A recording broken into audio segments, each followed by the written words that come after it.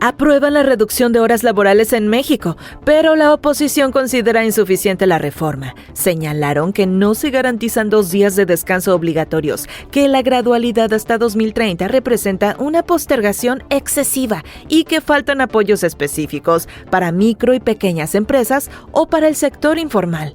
Saúl Monreal no se rinde, quiere la gubernatura de Zacatecas y niega que sea nepotismo, a la par que Manuel Velasco levanta la mano a Ruth González, esposa del gobernador de San Luis Potosí, como la gran favorita para gobernar. El corazón de una generación se rompe.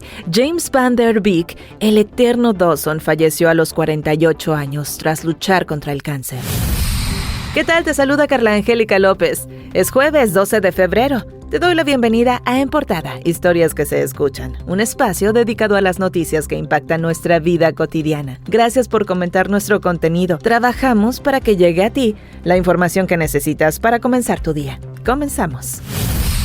México ocupa el primer lugar mundial en estrés laboral, pues el 75% de las personas trabajadoras lo padecen. La Organización Mundial de la Salud y la Organización Internacional del Trabajo vinculan las jornadas prolongadas con un mayor riesgo de infartos, accidentes cerebrovasculares, agotamiento profesional y enfermedades psicosociales, con el objetivo de reducir estos riesgos y de mejorar el equilibrio entre vida personal, familiar y profesional. La presidenta Claudia Sheinbaum impulsó la reforma que reduce la jornada laboral máxima semanal de 48 a 40 horas. El Senado de la República aprobó los cambios, con 103 votos a favor y 15 en contra. Su implementación no será inmediata, sino gradual, para permitir una adaptación ordenada en los sectores productivos. Durante 2026 se mantendrá la jornada de 48 horas. En 2027 bajará a 46. En 2028 a 44 horas. En 2029 a 42 y finalmente en 2030 se alcanzará el tope de 40 horas semanales. El senador del PAN, Marco Cortés, y su bancada cuestionaron esta gradualidad y señalaron la falta de apoyos específicos para micro y pequeñas empresas. ¿Por qué esperar hasta el 2030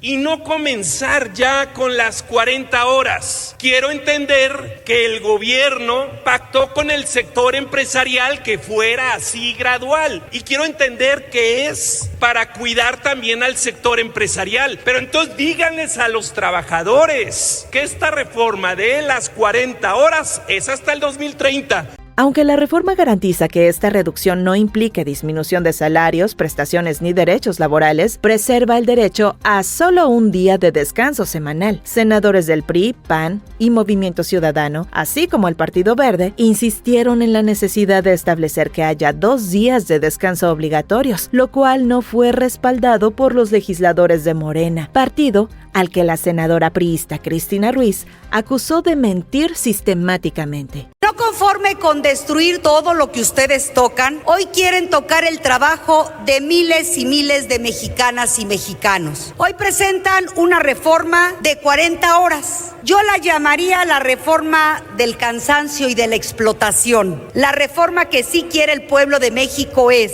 5 días de trabajo y 2 días de descanso. Si aprueban lo contrario, nuevamente estarán mintiéndole al pueblo de México. El coordinador de Movimiento Ciudadano, Clemente Castañeda, apoyó la reforma, aunque dijo es insuficiente. Señaló un daño para los trabajadores en cuanto a las horas extra, pues aunque seguirán pagándoles dobles y triples, el pago doble aplicará hasta después de 12 horas adicionales semanales, que actualmente son 9, y el triple a partir de la hora 13. En esta reforma, como está planteada, se abaratan las horas extras. Actualmente, al trabajar de 1 o 9 horas extras a la semana, se tiene acceso al pago doble y a partir de la 10ª hora al pago triple. El problema es que con esta reforma, ese pago triple se aplicaría hasta la hora 13, lo que podría representar un retroceso en el bolsillo del trabajador. Con la reforma también quedará prohibido que los menores de edad trabajen horas extras. El coordinador de los senadores de Morena, Ignacio Mier, dijo que los ajustes para los 2 días de descanso y lo relacionado a las horas extra se resolverán cuando se discutan las leyes secundarias. Unas de las reservas tuve oportunidad de leer algunas de ellas, escuchar unas, forman parte no del texto constitucional, sino de las leyes secundarias. En el momento que se estén procesando las leyes secundarias, ahí veremos cuáles son de ellas viables. Kenia López Rabadán, presidenta de la Cámara de Diputados por el PAN, enfatizó que su objetivo principal con la reforma electoral es garantizar un proceso legislativo de amplio debate, escucha y construcción colectiva entre todos los grupos parlamentarios, para evitar que se convierta en una imposición de unos pocos que dañaría la democracia mexicana y afectaría a los 134 millones de habitantes. ¿Cuál es el deber ser de una reforma electoral? Pues yo te diría, lo primero que hay que buscar es que una reforma sea aprobada por todas las fuerzas políticas, Alejandro. La historia también en México nos ha dicho, tanto el gobierno como la oposición han logrado a finales del siglo pasado construir un acuerdo para que el andamiaje electoral beneficie a los mexicanos. Claro. Bueno, pues por eso logramos una transición democrática en los 2000, por eso es que en 2000 llegó Vicente Fox, en 2012 regresó el PRI, en 2018 ganó Morena. Eso se llama democracia. Una entrevista de Alejandro Domínguez que puedes encontrar en milenio.com. En un gesto público en el Senado, el coordinador del Partido Verde Ecologista de México, Manuel Velasco, destapó a la senadora Ruth González, esposa del gobernador de San Luis Potosí, Ricardo Gallardo, como la favorita para suceder en la gubernatura. Ella todavía no ha decidido, pero en las encuestas que nosotros hemos hecho en el partido va 2-1 arriba, con una amplia ventaja de más de 20 puntos. Y ojalá se anime. González aclaró que aún no ha decidido postularse, que necesita ser convencida y que su prioridad actual es cumplir su labor legislativa. Pues ahorita mi trabajo está enfocado en el Senado.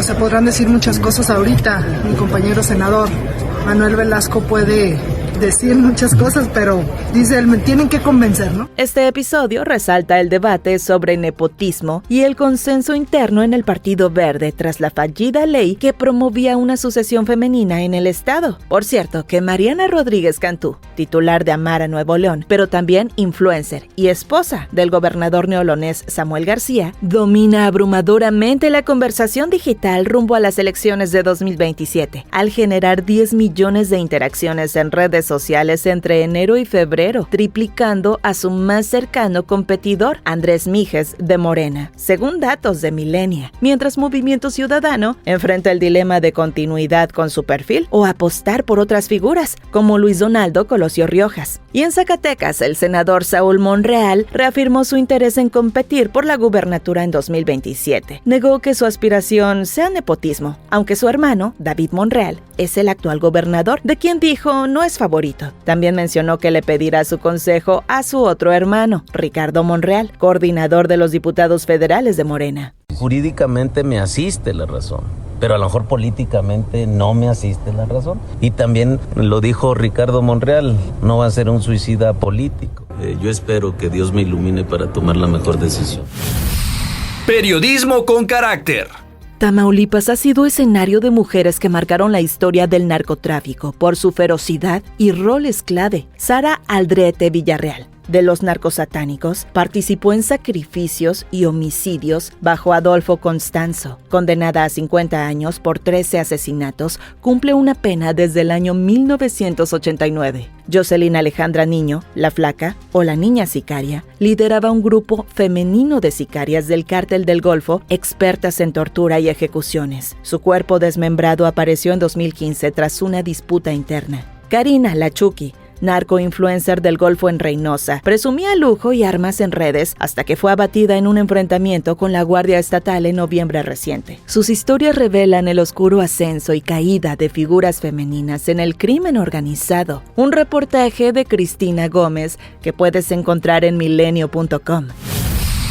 El testimonio de Pam Bondi, fiscal general de Estados Unidos, bajo el presidente Donald Trump, ante la Comisión Judicial de la Cámara de Representantes fue uno de los más tensos y confrontativos hasta la fecha en su administración. En una audiencia de supervisión del Departamento de Justicia, marcada por el manejo de los archivos del traficante sexual de menores Jeffrey Epstein, con redacciones erróneas que expusieron a víctimas mientras protegían nombres poderosos, Bondi adoptó una postura combativa, evitó disculpas directas con las sobrevivientes de Epstein presentes en la sala y contraatacó con insultos personales a los demócratas mientras defendió a Donald Trump, a quien llamó el mejor presidente en la historia del país. Pero sus respuestas generaron acusaciones de encubrimiento. Así es como la enfrentó la congresista Jasmine Crockett.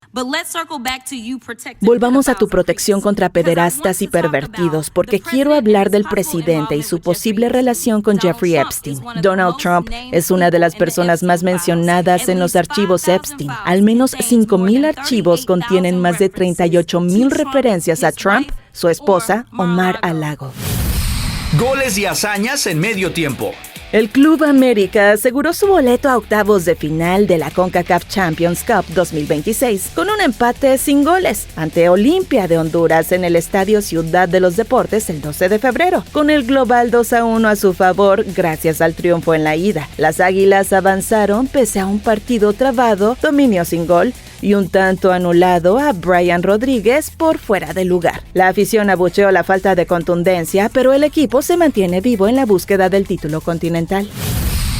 Detrás de los famosos. El mundo del entretenimiento despide a James Van Der Beek, el inolvidable Dawson Leary de Dawson's Creek, quien falleció a sus 48 años de edad tras una valiente batalla contra el cáncer. Su familia, encabezada por su esposa Kimberly, confirmó la noticia en un mensaje en redes sociales, en el que confirmó que él conoció sus últimos días con coraje, fe y gracia. En noviembre de 2024, el actor había compartido públicamente su diagnóstico en un video personal, tras enterarse de que un tabloide lo revelaría. Van Der Beek, ícono de una generación por su rol sensible y soñador en la serie que definió el teen drama de finales de los 90, también brilló en películas como Varsity Blues y Scary Movie. Su partida deja un vacío en los corazones de colegas y fans. Le invitamos a visitar nuestras distintas plataformas para mantenerse al tanto de lo que acontece minuto a minuto. Milenio Diario, milenio.com, Telediario, Telediario Radio y telediario.mx. Multimedios Podcast, un espacio que te conecta con las noticias más relevantes del día. Suscríbete y coméntanos.